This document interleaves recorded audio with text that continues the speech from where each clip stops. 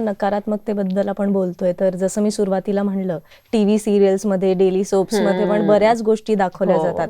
मग तिकडनं पण ती नकारात्मक ऊर्जा ह्यांच्यावर अफेक्ट करत असेल. ह्यांना कारण तुम्ही डोळ्यांनी जे बघताय, कानांनी जे ऐकताय, तर ते कुठे ना कुठे मुखातनं बाहेर पडेलच ना.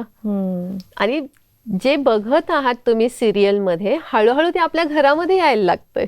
म्हणजे ती सिरियल इथे सुरू होणार. हो. पण कधी कधी असं वाटतं ना, मनोरंजन हवंय, थोडंसं बघायला पाहिजे. मग कधी कधी बघितलेलं चालेल का? काय म्हणाल तुम्ही? हो, पण त्याला आपण म्हणू शकतो की एक साक्षी भाव ठेवून तुम्ही बघा की ते टीव्ही मध्ये ना, ते टीव्ही मध्येच राहू द्या.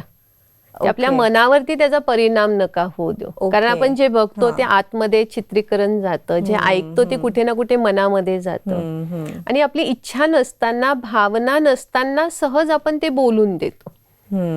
प्रभावित होऊ नका जे बघताय. कारण प्रभाव पडल्यानंतर ती सिरियल आपल्या घरात चालू व्हायला नकोय. बरोबर. सेंटरमध्ये येतात कितीतरी स्त्रिया, नवीन नवीन येतात. थोडं त्यांना म्हणजे ब्रह्माकुमारीचं मेडिटेशन शिकायला लागल्यानंतर मग त्यांना ब्रह्माकुमारीच्या चॅनल्स बद्दल पण कळतं. मग त्या सांगतात काही दिवसांनी की दीदी पहिलं आम्ही खूप काही सिरियल्स बघायचो, आता आमच्या सिरियल्स बघणं जवळजवळ खूप कमी झालंय. पण एक आम्हाला लक्षात येतं की ब्रह्माकुमारीचे जे वेगवेगळे चॅनल्स आहेत त्यावर छान छान गाणी असतात, त्यानंतर छान लेक्चर्स असतात, काही छोटे छोटे फिल्म पण दाखवल्या जातात. ते बघितल्यानंतर आपोआप एक सकारात्मक ऊर्जा निर्माण व्हायला लागली. मग असं वाटतं की आपलं मन किती सुंदर आहे, त्यामध्ये किती शक्ती आहे. मग ही शक्ती आपण वापरत का नाहीये? तर ही शक्ती वापरण्याचे सुद्धा खूप छान त्यातनं सोर्स आम्हाला मिळतात. त्यामुळे आम्ही जास्तीत जास्त ते चॅनल चालवतोय आणि त्यातनं घरामध्ये पण वातावरण खूप छान वाटतंय.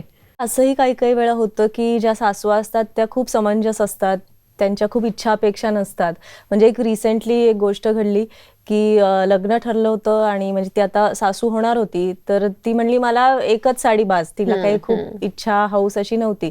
पण बाकीचे लोक, काही नातेवाईक म्हणायला लागले अगं की नाही नाही, एक काय, तुला तर 3-3 साड्या मिळाल्या पाहिजे, तू असं करायला पाहिजे, हे दागिने वगैरे असं बरंच म्हणजे तिचे कान भरवले. मग ती पण प्रभावित झाली त्यांच्यामुळे. तर मग असं होऊ नये म्हणून तुम्ही काय सांगाल? आता ह्या ठिकाणी सासू किंवा जी घरातली व्यक्ती आहे, आता आसपासचे लोक तुम्हाला ही गोष्ट सांगतात तर तुम्ही त्यांना पण तीच गोष्ट सांगा की हे मी स्वतः सांगितलंय त्यांना, आणि अरे आहे माझ्याकडे खूप साड्या आहेत, नकोय, आणि प्रत्येक लग्नामध्ये मिळतातच आहे ना, आणि खर्च होतोय, काय करणार मी एवढ्या साड्या. म्हणजे तुम्ही जे त्या मुलीच्या घरी किंवा मुलाच्या घरी जे सांगता ते आसपासच्या लोकांना पण सांगा ना. म्हणजे तुम्ही प्रभावित न होता त्यांना प्रभावित करा. तुमचं खरं कारण सांगा, त्यांनी काय एक साडी दिली, किंवा त्यांना चांगला संदेश तुम्ही द्या. ते मला 3 काय 4 साड्या देणार होते, पण मीच ते थांबवलं. बऱ्याच वेळा अहंकारामुळे आपण बऱ्याच गोष्टी मनात पकडून ठेवतो. दुसऱ्यांनी काय केलंय, काय बोललंय ते तसंच असतं आपल्या मनात कितीतरी वर्ष. तर इथे कुठेतरी फुल स्टॉप ज्याला आपण म्हणतो, एक पूर्ण विराम, की झालं ते झालं, आता नव्याने छान सुरुवात करू, हे शिकायला पाहिजे.